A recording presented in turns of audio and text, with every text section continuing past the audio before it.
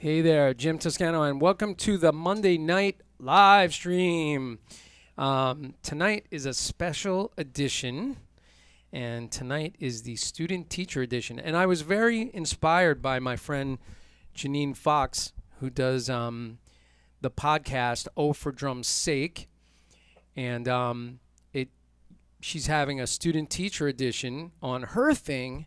And I've been thinking about having students come in for a long time, and then when she proposed that to me, I was like, oh my goodness, I gotta do that. So this is great preparation for my special guest tonight, who I'm gonna announce momentarily. I'm gonna let some people file in a little bit over here. And actually, I think I'm just gonna play to an old track that I haven't played in a long time, and just play a track down so we kind of get, hanging out, do our Monday night thing. And then I'm going to go through my little introduction and do that. So why don't I do that now? And I'll be back with you in a minute.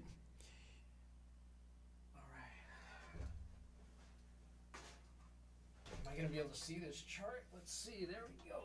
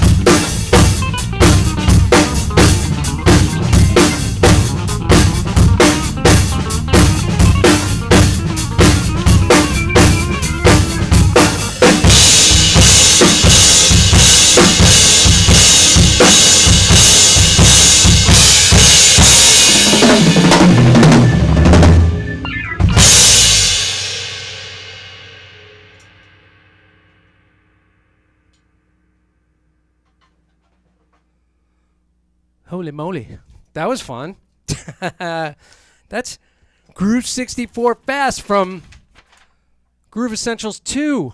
Holy moly. That was a joyous time. I haven't played that track in a really long time, but it's super fun. I mean, how fun is that? Hey, so check it out. Happy Monday. The holidays are upon us. Here in the east, we're about to get a snowstorm. I don't know about you folks up north, but we're about to get it.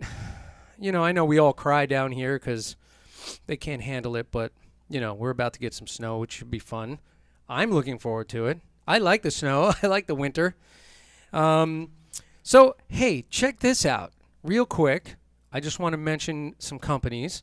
Sabian Symbols. Beautiful Sabian Symbols. Love them. Play them. Eat them for breakfast. My favorites in the world. Offset pedals. Do I have my switcher available? I threw my mouse on the floor. Can't throw your mouse on the floor. What's the matter with you? Offset pedals. Lovely, lovely, lovely. Over there. See that? And I want to mention Prologix practice pads. Here's their new method pad. Ooh. Double-sided. 2 different flavors. Chocolate and spearmint. I don't know if that's true. That's like a Girl Scout cookie. You like the mint chocolate Girl Scout cookies? That's what this is. That's an awesome practice pad. In fact, in our masterclass last weekend, somebody won one of those. That would have been Gerard Tolentino. Zoom cameras, which was down there on my foot cam, and the other one that's supposed to be behind me. And Black Magic Design switchers. I got the 810 Mini Pro ISO coming in next week. Very excited about that. So I want to mention the support from Black Magic. And, of course, my link tree is there for all my social stuffs, my mailing list, all that good things. And my book, Filling in the Grooves, blah, blah, blah. Shameless plug. Okay, now, tonight, special event. I'm going to play a little video clip for you first. I need my glasses so I can see my controller. I'm going to put on a little video. And what I'm going to do is right after that video, I'm going to check in with the chat real quick and then bring in my guest. But check this out. Let me do that in reverse. Let me check the chat real quick. Then I'll play the video. I just want to make sure it's working. Oh, I see some things popping in. Hey, look at that. Cool. I cannot read. So, Ross Amoroso, what is happening? How are you? John Gill, I hope you got that link today. I sent you a track, my brother. Oh, yeah. I see that. Nice. Very cool. Gasp. Who's up on top? Is that Yerkins? Brian Yerkins. Brian, we have a big surprise for you. Okay, so I just want to make sure the chat window is happening. We're all good there. I'll go to my support window real quick. And by the way, in my support window here, you could see a graphic for Oh Drum's Sake, the Instagram page with Janine Fox. And in that little tiny graphic that's hard to see, it's me, John Gill. I can't see. There's a few of us in there. It's awesome. And right now I'm going to play you guys a video. So this is a really amazing video. Check this out. And then I'm going to introduce my special guest. Are you ready? Here we go. Yeah.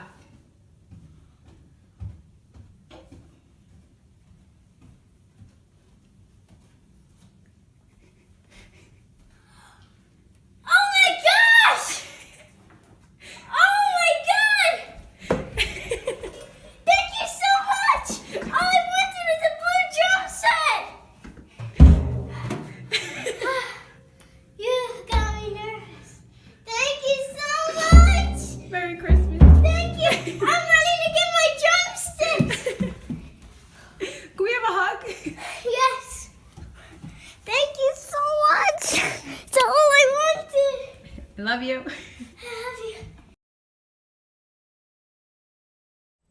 So hopefully you were able to hear the audio in that little video clip. We weren't hearing it in the studio, so I was hoping that you guys were hearing it. It looked like it was going out. So that is Lucia Rose Seminara, who's a student of mine and a really fascinating young lady. And I decided that she would be the first of my student teacher live streams. And I was mentioning Janine Fox before with O for Drum's Sake, and Lucia is going to be a guest on that show with me on the drum teacher student history lesson with Tom Famularo and Bobby Angeletta and John Gill and I believe a couple others. I never have the lineup for that show straight. I really should get advance copy. But yeah, so with no further ado, I'm going to pull in Lucia here on my Zoom window. And Lucia and I are going to be talking drums and all things drumming tonight, and life, and baked goods, and things like that. Okay, here we go. Lucia Rose Seminara. Hello. So, how does it feel to be, first of all, you're the first of my student guests, because you've seen I've had a bunch of musicians on from time to time. So you're the first of the student guests. What do you think of that? That feels really good, and I just want to thank you for this opportunity, Jim. Yeah. And that little video that I played, just give a little background on that video real quick. What was going on in that video? Okay, there's a long story to this. Well, so it was Christmas, when I think it was like 3 years ago, and... How old were you in that video? I was 8, I think. How old are you now? 11 and a half. Okay, 11 and a half. So you're 8 years old. Go ahead, tell the story. And my parents had given me all the gifts that I got, like small little gifts downstairs. And I was happy with what I got. Then my mom tells me, because it rained on Christmas Eve, she said, "Oh my goodness, we left the windows open and there's water everywhere. Lucia, come upstairs with the paper towels." Because, well, as I forgot to mention, she had told me that she hid one of my gifts really well. And she was looking for it in the attic. Then she tells me there was a leak and there's water everywhere. So I come upstairs with the paper towels. I'm believing her, right? And you saw in the video, I had paper towel man. I saw my drum set over here. It was all a lie. I saw my drum set and I dropped the paper towels. I got so excited. And yeah, it felt really good. Wow, that's amazing. And the fact that, first of all, it's a really special moment, but the fact that it's on video is amazing because, and you know, I mean, this is dating myself, but you don't realize this, but you know, most of us, when we got our drums, our parents didn't even own a video camera, let alone phones that took videos, didn't even exist. And so a lot of those moments are sort of just memories, right? So you guys actually have the physical video to go back and watch, and the fact that you sent it to me was so special, which I love that video. And and so when I reached out to you earlier, I was like, I have to be able to play this on the show. I think it's going to be really special, just to show what it's like when you get that first drum set, that first drum, whatever it was, right? That special moment. It's just so great. Well, thank you for sharing that, Jim. Oh, you're welcome. And, you know, I mean, for everybody that's, you know, anybody that's in here watching, you know, take yourself back to when you first wanted to play the drums, period. That was an amazing moment, I think, for most of us. And, you know, if you can remember that moment, I always talk about this, harness that emotion and that energy, because that moment is why we do this, right? It's why we play the instrument. So when I think back and seeing a drummer playing at a block party when I was a little kid and being like, oh my goodness, I love that. He's playing on these red drums. I want that. And then going to my buddy Lou DeBoe's house and seeing a Ludwig Vistalite set for the first time, and then really knowing, going, oh my God, I definitely want to do that. And so, like, what was the pinnacle? What was the moment that you saw drums, or what made you want to gravitate to the instrument? Well, I always thought it looked fun. Like, I've seen a bunch of drummers before, and I always thought the idea of playing, I saw people do crazy fills. I always wanted the ability to do that because I thought it was such an amazing thing. And I don't know, there was just something about it that it just was like, I want to do this, you know? I love music, it sounded fun, and, you know? Yeah. And then I took a lesson, and I was like, this is fun. This is how I envisioned it, you know? And I here I am today, you know? I know. It's amazing. And the fact that, first of all, you have the same blue drums from the video, which is awesome. Yes, these are my Ludwig drums. Yeah, and I had my first set was a Ludwig set, and I'm sure many of the guys that I know that are kind of in my age category started out on some Ludwig drums, or maybe some Slingerlands, or some Gretsch. And my first drum kit was a Ludwig Red Sparkle kit. And actually, I got to back it up for a second. I'm going to tell you a story because Okay. I don't know if you heard this story. Maybe you did hear this story. I actually told this on a video with a band that I had been playing with. We got interviewed, and I told this story. I've told this story a few times, but it's short. So when I was a little kid, I was coming home from school, elementary school, and there was a bass drum in a tree. I'm not lying. There was a bass drum in the branch of this little tree. Somebody, I think, had thrown it out of an apartment building, and it landed in this tree. And it was a red, sort of pearl-looking drum with one drum head on it, no spurs. So it was just a shell with a head. And I carried it. I climbed up this little tree, got the thing down, let it drop to the ground, carried it home, and I flipped it on its side, or as a table, sort of, with the head on top. And I had some drumsticks that a neighbor had given me. And I played on this bass drum, and that was my first drum. And I played that for a bit until my parents realized that I really wanted to do this, and I was driving them absolutely crazy.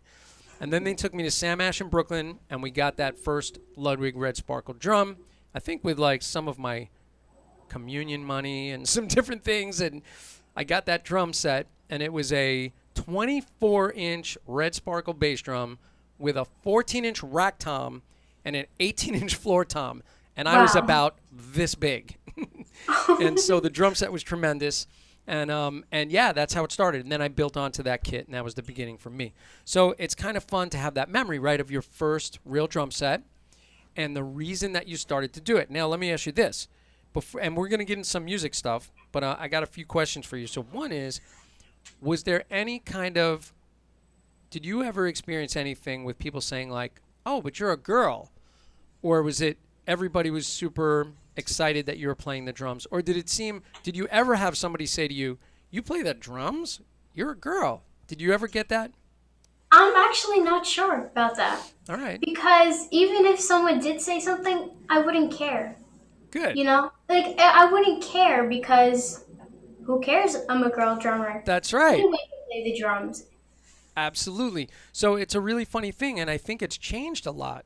So I think the landscape has changed tremendously in the music world, that it's very accepting, of course, and it should be.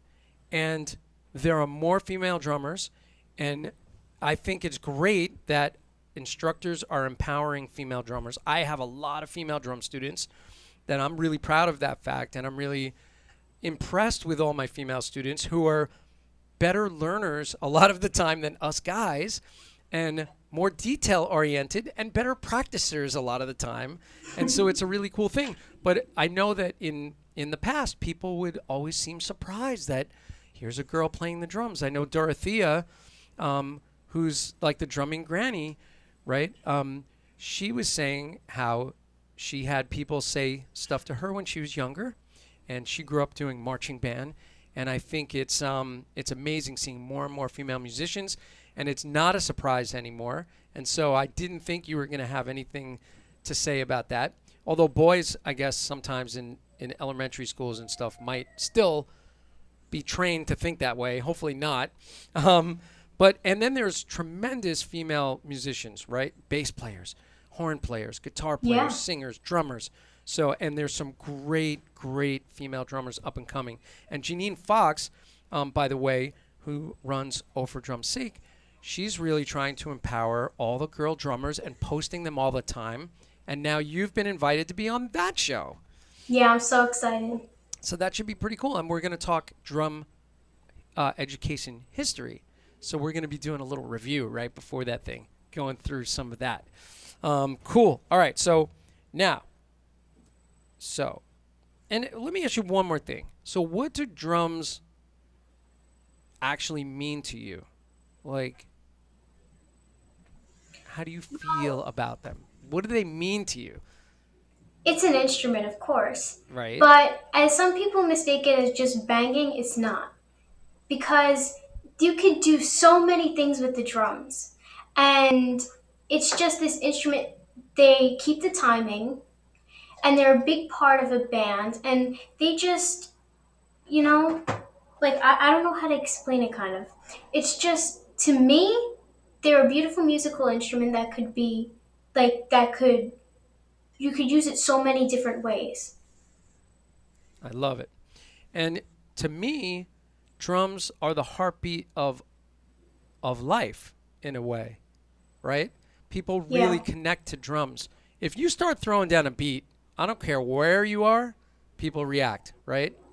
So it's the one unifying thing. I mean, music is unifying, but I think drums are very unifying.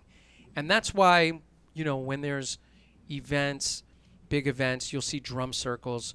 Even in the corporate world, they'll do drum circles, a way of unifying people and getting people to communicate. So drums for me are the heart of everything in life. I agree with you. And if you notice, there are drums all over the world. There's different types of drums that make different sounds, and they're all used in different cultures and stuff. So they're very Absolutely. important. And like you said, it's like the heartbeat of life. I totally agree with you. Yeah. And it's also language. And Yeah. what did we do on Sunday in our lesson just with the one rudiment? We took the paradiddle diddle. And what are some of the elements that we just said, like, what happens if we do this? What happens if we do this? What were some of the things we did with that one thing? Well, we orchestrated it on the drum set, and we made it into fills. We made it into like a jazz kind of beat, kind of, and it's just so crazy how you could take this one rudiment and do all different things with it. Right. It's a small amount of information, but then Yeah, you can keep expanding, keep expanding. That's where language comes in. We did rate.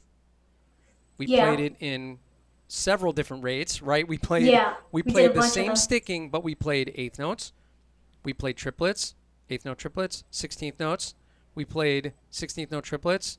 We played 32nd notes. We played quintuplets Oh, in that one paradiddle was the diddles, hardest. which is a little bit of a trip, right? And then we used dynamics.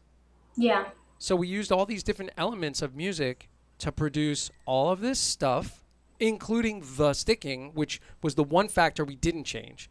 We didn't yeah, change the sticking, but we changed the rate and everything else. So language, right? It is a language. Um, definitely.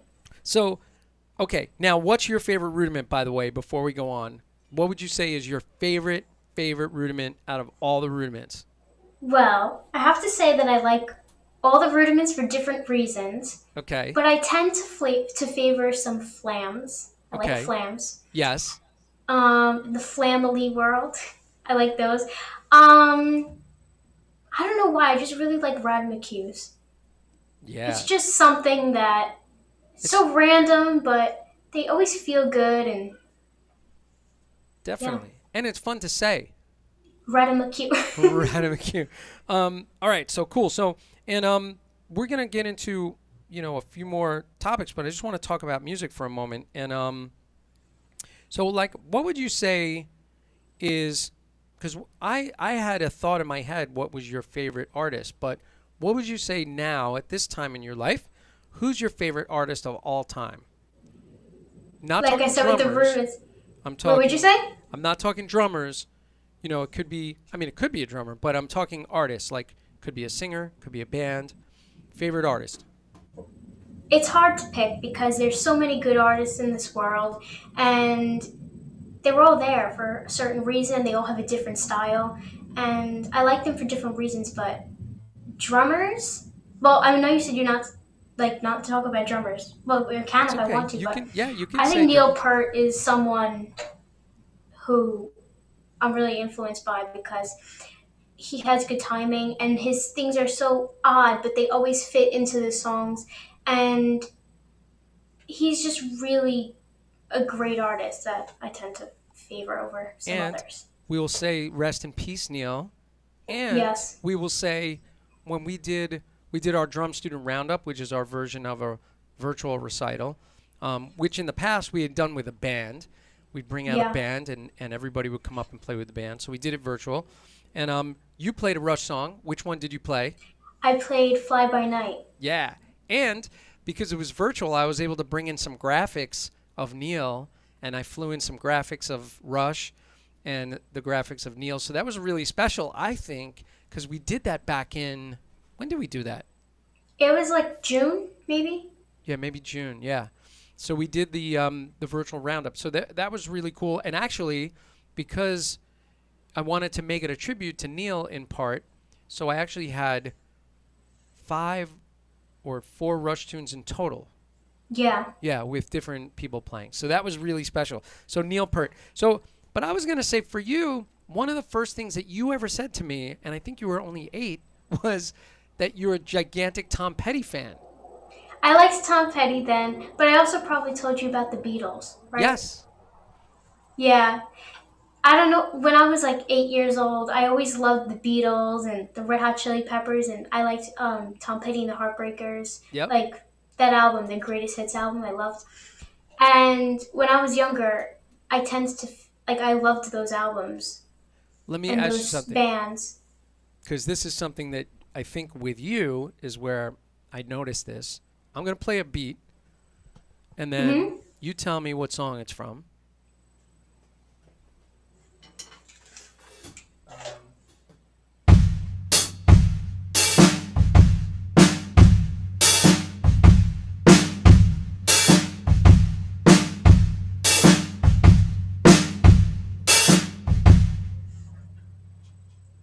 Okay, what Tom Petty song is that from? That is Breakdown by Tom Petty. Right. Now, I think, was talking about In My Life with you. Yes, by the Beatles. And we were like, oh yeah, In My Life is this beat.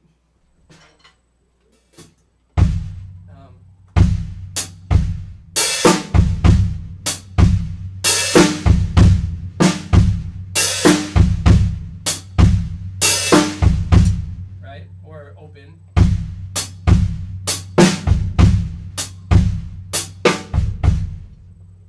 Yeah. And then if you swing that, it's Breakdown by Tom Petty. Yeah. And I'm drawing a blank on it's not Steve Ferrone on drums on that. It's the other drummer that played with Tom Petty. And I'm forgetting his name right now, so forgive me. And I meant to look this up before this because I always forget his name. But he said that he was inspired by Ringo playing In My Life and lifted that beat off of In My Life and swung it on that Tom Petty record. So, and I think what was happening is we were working on maybe playing In My Life a little bit, and then you mentioned Breakdown, and it was like whoosh, that connection, and it was like, oh my God, if you're swinging In My Life a little bit, it's Breakdown. And then I was like, I never realized that before.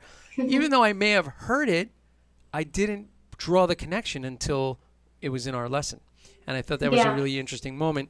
And it made me really appreciate that song even more. So that was a pretty cool moment. The other thing for artists, I think you're a Red Hot Chili Peppers fan. Yeah, I like the Red Hot Chili Peppers. And Chad Smith is a great drummer, and you played one of those songs in the last roundup. And which one did you play from them? I did. I played Breaking the Girl. Yeah.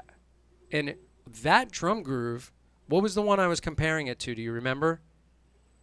It was like, I don't remember what it was, to be honest with you. And I talked about this recently in a live stream. You stream, did. Right? So we were talking about Jimi Hendrix. Hendrix, that's who it was. Ding, ding, ding, ding, ding, ding. Right? So the comparison with that. So it's kind of cool to draw these parallels between some of the older stuff and some of the newer stuff, even though all of that stuff is kind of like, it's older now. Now it is. I don't think of it that way, except for like the Beatles to me is old stuff. But like Tom Petty still doesn't feel old to me because his music doesn't feel dated. It feels still like it could be current, right? So favorite drummer we kind of covered is, in your mind, is Neil Peart, right? And He's one of them, definitely. Definitely one of them, right? And we've worked on some stuff by, now I'm going to put you on the spot. We'll see if you remember. But one of the first world grooves that you learned I remember. is The Mozambique. The Mozambique. And what song was that in? Late in the Evening. Right, by Paul Simon. And who is the drummer? I don't know. And you also learned a linear pattern by the same drummer. But I put you on the spot, so I'm going to give you a pass. But I will tell you. And you've heard the name. And as soon as I say it, you're going to go, oh, yeah. How did I forget that? It's one of those Can things. you play that pattern? Do you remember it? Yeah, I could play it. I even expanded the idea. I could play that too if you want. Yeah, let me hear. First, play the Mozambique the way that you remember it. Okay, this is the way I remember it.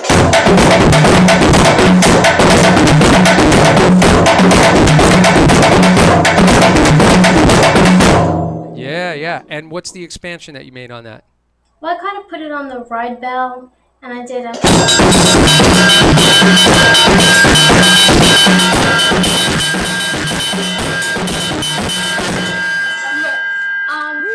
that's it, really. I just put it on the ride bell. Yeah. Instead of the rim of the top. Right. So, and that bell pattern, by the way, is in the song, and it comes up on the bridge of that song. Wow, that bell was having some harmonic that went on and faded very slowly. It's still going on. It's still happening. So that Mozambique is the first one that you learned, and I think it was not long after you started studying with me, around that 8 years old. Not long after that, you started learning that. And so is that your favorite world groove, would you say? I love that one. I know it's my mom's favorite. She loves that one. But I love all of them. You know, I have my Tommy Michael book over there. And all the time I just, mess around and play all of them, do different, combinations. But I'd say this is definitely one, like, at the top. I also love the merengue, which is...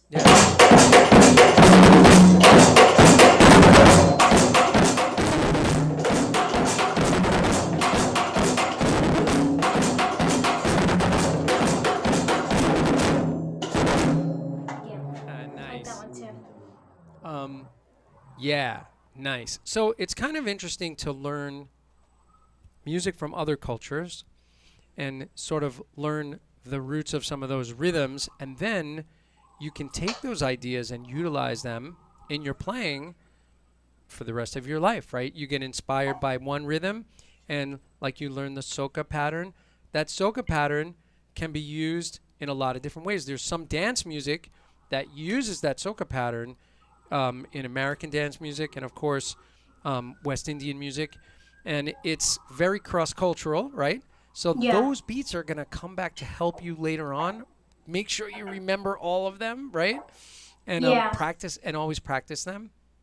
I love those world beats. Yeah, so it's kind of a fun thing. And then of course, you have the bands that you're really inspired by, and you're also working on, I can see the books behind you, the new book that you just got, the blue one.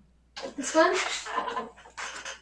The Chapin book, The Bible of Drum Independence. That's the largest selling drum independence book in history. And it was written a very long time ago by Jim Chapin. And we're going to be talking about Jim Chapin in the Drum Educator podcast that we're doing with Janine and John Gill and the gang. So, and Dom Famularo. So it's going to be super fun. I was on with Dom today. We spent a little time working on some technology with Dom. He's getting into the switcher market with the A10 Mini Blackmagic switchers.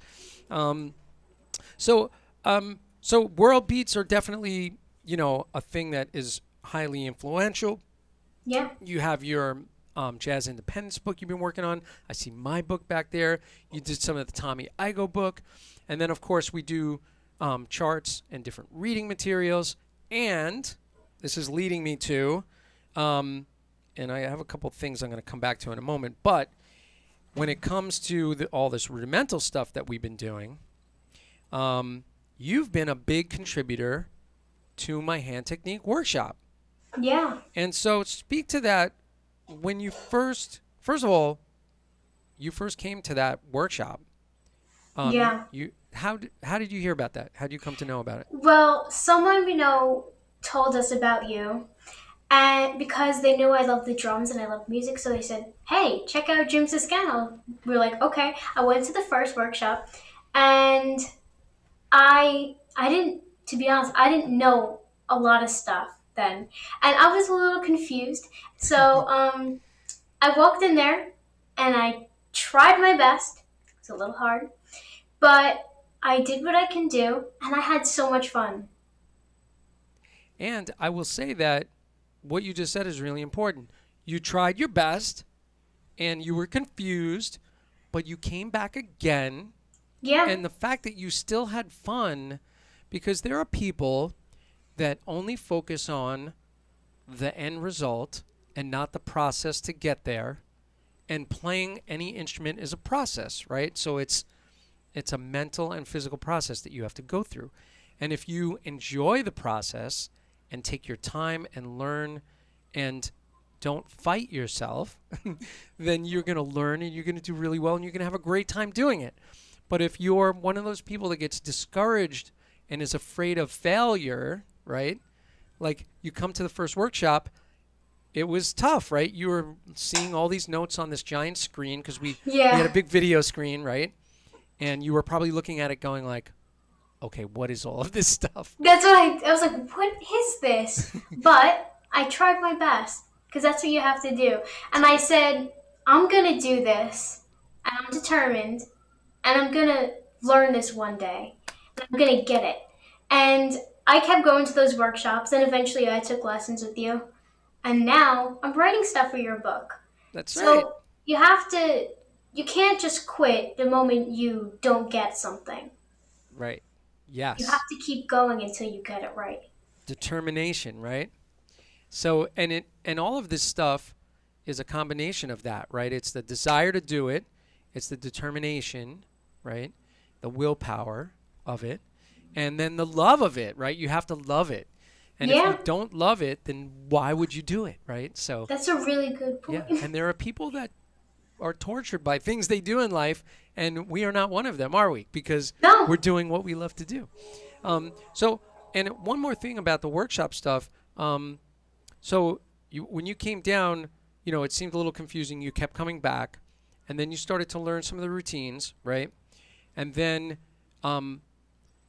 at times it was big, giant groups, and sometimes it was little, tiny groups. But I believe that when you started, you were there at almost every single workshop from that point on. Yeah, I think I was. And when we went out to the stores and we did it, the live performances with Stefan and I, you were at all of those. Yeah. And special bonus for me, your mom was sending baked goods to the workshop sometimes, right? Yeah, so she you would misses show up doing with a that bag for of you. cookies. It was crazy. So I appreciated that, of course. But I always loved having you there, and now you're writing these routines. So, by the way, when you won a free coaching session, on one of the giveaways. And how did you use that coaching session? Well, I took that free 30 minutes after my lesson, and we wrote a routine. It's what did we do? Flam accents and single flam mills. Right. You did. And we wrote this routine, and it was a lot of fun. And I'm glad I spent my 30 minutes doing that. Doing that. You could have done anything you wanted, and you wrote stuff for the workshop, which I'm super impressed by. And now you must have, I think it's more than 7 or 8 routines in the book. There's a bunch.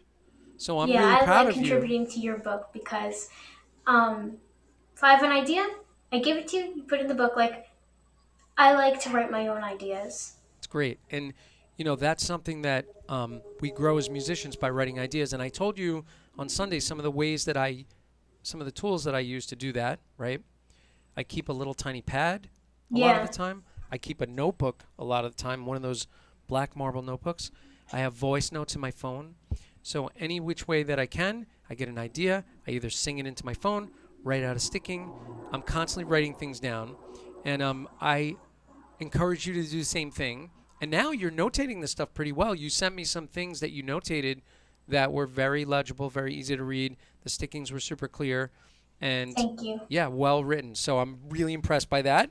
So a round of applause for you on the workshop stuff. Thank you, Jim. So now you play other instruments. I do. So what instruments besides the drums, and of course the drums are the best, Yeah. but what other instruments do you play, and how long have you been playing these other instruments? Well, I started off with piano when I was 6, I think. So that was like 5 years ago. Right. Then I took drums, of course. Then I play ukulele on the side. As you can see, I have a ukulele there. I play the bass guitar. I play the guitar. And my cousin bought me a mandolin. I don't play it, but I have it. I have a guitar mandolin. I've been taking since I was like 9, I think. And bass I just started in last January. With Castellano's House of Music. and also Matthew Snyder. Matthew Schneider, my bass player from Roger Street Freeman and from a bunch of other projects. And Matthew's a really talented guy. So I'm glad that you found your way to him. And that was because of the live stream, I believe, right? Yeah, you did an interview with him, and I was like, he's really good. Let's see if he gives lessons. And Smart. found out he gives lessons, and Yeah. yeah. And that's a smart thing to do. There's so many people that you can learn from and benefit from. And I try to reach out to all different kinds of musicians. And I've actually, as a drummer, I've studied with horn players. Learning music, so not going for a drum lesson because they're not going to be able to teach me drums per se, but I've studied with horn players who have given me from their experience and their point of view on my instrument. So that's a really interesting way to go too. We did the drum student roundup thing. We did the O for Drum's Sake thing. Let me ask you, well, for another thing, so I mentioned baking very shortly, but I just wanted to say, so since COVID, you don't come here. You were coming to my studio because we both live in the same borough. We live in different towns. You live across the island from me. Yeah. So we're a bit, away. Maybe, 40 minutes away? It was like 30, 40 minutes, 30, 40 depending on minutes. traffic. And so you were driving out to here, and you were very often were showing up with what? Baked goods. All kinds of baked goods that you and your mom would concoct. Amazing baked goods. And so I was so spoiled. And I missed that. But it was such a nice thing. And so that's something special that you do, too, with your family, right? With your mom. You guys do a lot of baking. Your mom's we way loved into baking. baking. Yeah. We don't do it as much now because we haven't been going anywhere. And we give the cookies to, and that's what we used to do. Like, my mom used to make cookies or whatever she made, anything, literally, like anything, for you. And she used to bring it to you on Sundays. And you used to eat them and hide them from your family. Shh, you're not supposed to say that. Oh, I'm sorry. I was posting all of those baked goods. I was posting them on Instagram. Every time you guys would drop stuff off, I'd set up like a little photo shoot with all the baked goods and put them up. Because as you know, I'm a huge coffee fan. So coffee and baked goods go so beautifully together. But it's really amazing. You think about it, music is a way of connecting and sharing and spreading love and joy. And so are baked goods. Baked goods are ways of spreading love and joy, isn't it? They go hand in hand. They go together. Oh, my goodness. So, and your family is so supportive. It's unbelievable. They're so supportive of everything you do. And that's really special. You're very, very fortunate. I grew up in a very supportive family, and you grew up in a very, very supportive family, or are growing up in a supportive family, and you also have a little sister. I do. Who is, you guys send me such funny videos, but she is really adorable and super special and so cute, and she did that little thing the other day with going up the stairs. Yeah. So tell that story, real short little story. So my little sister Lena, she's only 16 months old. She goes up the stairs, and my mom's like, Lena, where are you going? She's like, Jim, you want to see Jim? Jim's not upstairs. Boom, Jim, and she thinks Jim lives on the computer in the attic. Yeah, I live in your computer in the attic. Yeah. Where you You are live right there. now. I live in Yeah. that computer. This is me in this little box. I thought that was the cutest thing. So we talked about some of the world beats. We talked about family and baked goods. By the way, do you drink coffee? No. Okay, just checking. I ask everybody that. I like tea though. You like tea? Well, Yeah. That's good. I Peppermint like tea in my Bob Ross mug. I'm a big hot cocoa fan too. By the way, Yes. the Bob Ross mug, you and I were both drinking out of Bob Ross mugs, and the Bob Ross mug, when you pour the hot liquid in it, it goes from being a black mug with Bob Ross there, and then a beautiful mural shows up when the hot That's so liquid cool. goes. It's so crazy. So if you don't own a Bob Ross mug, you need to need get to. one. All right, I need to check in with the chat and let's see if there's anybody hanging that might have a question or a comment, and because I realize that I talk too much. And You don't talk too much. It's yeah, okay. I talk a little too much. Let's see what's going on in the chat. So John Gill saying hello, Lucia. Hello. Wasn't that video cute? Oh, that's so funny. Wait, I played in her band once. Wait, who is that? Who is it? Wait, hold on. I got to pull up my regular chat window because I can't. The OBS chat window is too small for me as usual.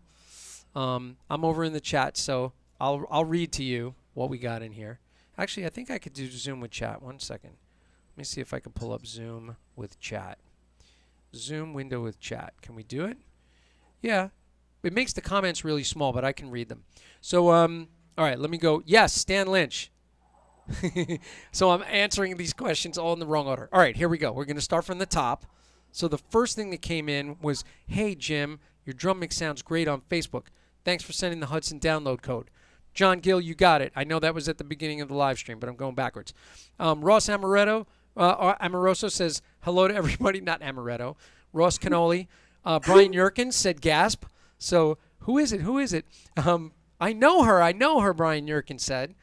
And he said, oh, Brian Yerkins said that he played in your band once because Brian Yerkins, who's a good friend of mine, right? And you know Brian. Yes. Plays in the band Squeezebox, who did our drum student roundups the last couple of years. And you got to play with them. And you also showed up at a club where they were playing and they had you sit in with the band. Yes. Do you remember Yeah. that? So you got to we play. were at like a restaurant bar. Yeah, and you got to play they in were a place. performing, and they were like, "Oh, hey, we remember you. You want to play with us?" I was like, "Oh, sure." And they gave me the list, and I was like, "Oh, I know how to play this song. Let's play it." That's great. Yeah. So John Gill said you have a great selection of drum books, including Stick Control back there. You can see, and her reading book right now is Alfred, but we're going to be graduating from that, going into Morris Goldenberg solos very soon. Diana said, I know her too. I made her. LOL. So your mom's in there? Oh, hello. Sergio says, Buona sera. Have a great session. Sergio Bellotti is a very, very talented lefty drummer, one of my lefty brothers that teaches at Berklee College of Music. And he's a very talented educator and drummer. And I just had a wonderful little session with him on technology, getting his rig together. Ross says, wasn't that Stan Lynch? Yes, it was. Then we have PogChamp. That's my girl. I'm Lucia's mom. My mom says, Mom checking in. So my mom was in there. Wait, I got to bring up the image. Hi, Dale. So here's my mom over in the corner here. There's my mom, Dale. Lucia says, hi, Dale. Back to the Zoom window. So here, let me pull up my chat again. So let's see what else is happening in there. That was mom checking in. We got Bob Sears says, hi, folks. Better late than never. Always, Bob. Love to see you. Bob and I were just working on his drum sound the other day, getting some killer bass drum sounds. And Bob and Ross are saying hello to each other. Very cool. I hope you guys all have Bob Ross mugs. Brian Yerkin says, who's your favorite cover band from Staten Island? Me? Yes. Squeezebox. Good girl. Pat Ross said, happy Monday. He's waiting for David G to start. David Garibaldi's live streaming tonight. So good friend of mine. He's out there doing his thing, and I'm doing my thing. I didn't realize we were streaming at the same night, but staggered by a little bit. So the first half hour, he wasn't on yet. But don't go leaving it David G yet. His thing might be up, it might be up for the rest of the night.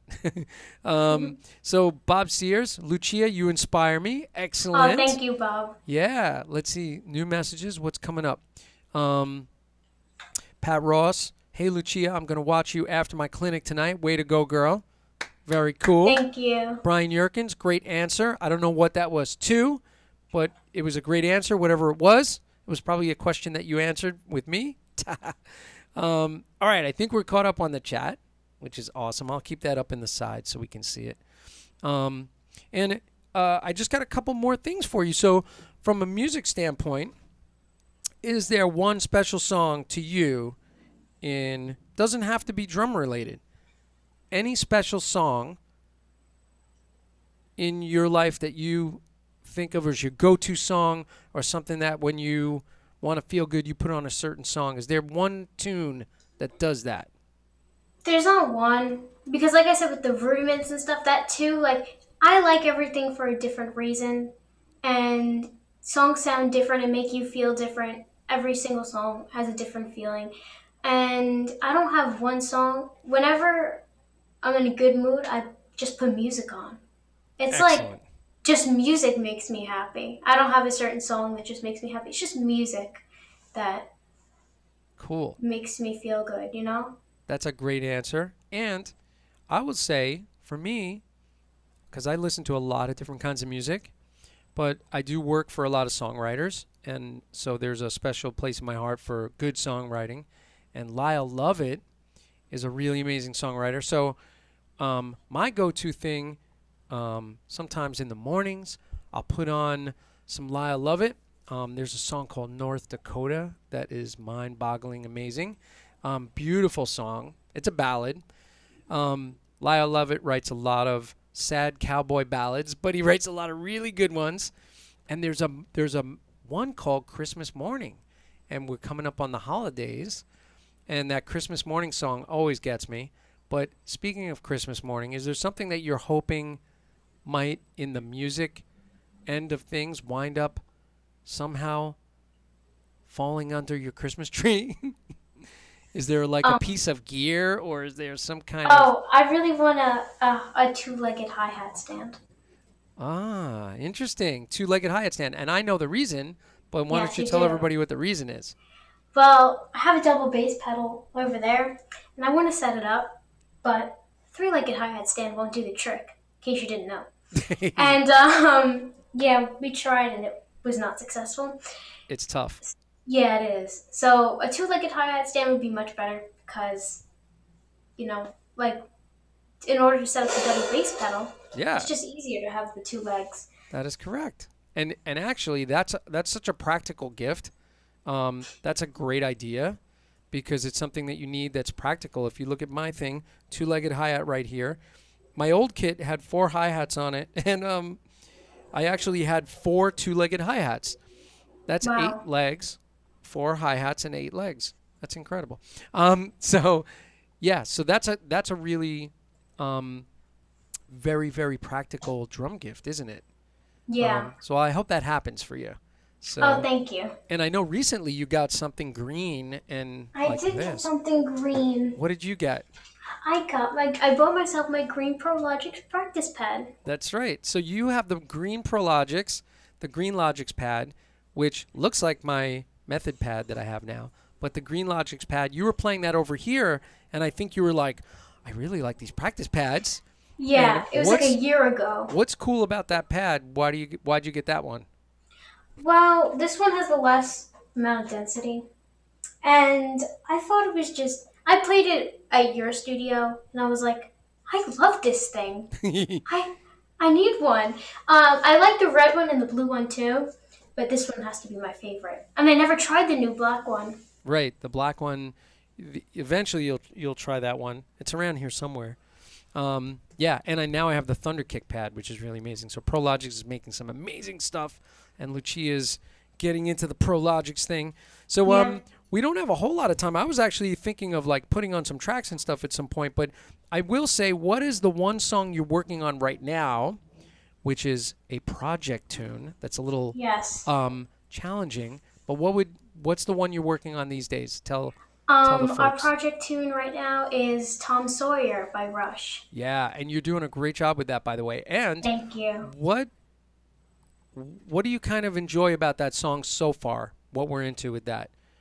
I love the feel of the song. I love how it's so difficult because I love to challenge myself, and I didn't know I could do it, but I'm getting through it, and it's just so fun to play. All the fills and the different grooves, everything that he goes to is just so awesome. His feel is just so amazing. Yeah, and well placed, right? Yeah. What and for the time signature stuff, what do you think about that? It's crazy. The times is always changing. It's like 1 minute it's in 7/8, then it's in what does it go to 8/16 or something 7/16? 716, yeah. Yeah, and that's what I love about it. I love it's difficult those time changes, but once you get it down, it's so fun to play. Yeah, and I think there's a drum video in your future, a drum cover video that I think you're Yeah. going to have to do. I think I So, have to do it. Yeah, keep I mean, that I know I have to do it. yeah, keep that on your radar cuz that's going to happen. We'll definitely get Lucia producing a drum cover of Tom Sawyer, which I think is going to be really amazing. And so Tom Sawyer's the one. We're also working on Stick Control, which we love. And Yeah. and so like, from all the different things that you're working on, and what would you say is your goal for 2021 for next year? Like I'm trying to get you to think long term in a way, right? A year out. What do you envision being, where do you think you'll be at a year from now if you really put your time in, and what maybe would be the goal for 2021?